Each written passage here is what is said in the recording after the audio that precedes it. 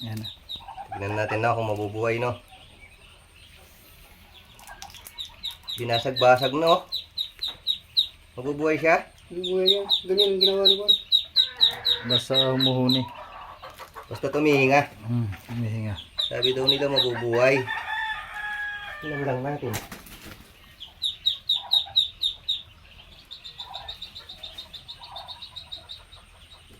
Pag sumingaw,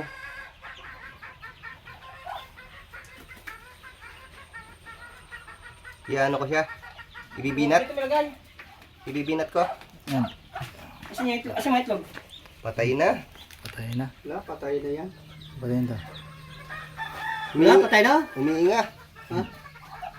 Hindi mabubuhay. May pula pa siya eh. Hindi siya mabubuhay. Ay, may... Nabasag na eh. Mamamatay din eh. Kasi may itlog. Saan nilagay yung Jeff? Dito sa... Ilan yung mo rito? Oo. Oh. Ay, masisira pa. Gililimlim yan. May naglilimlim dyan eh. Hindi mapipisan yun. Masisira nga. Kasi hindi sila magkasabay. Di ba, pag napisa na siya,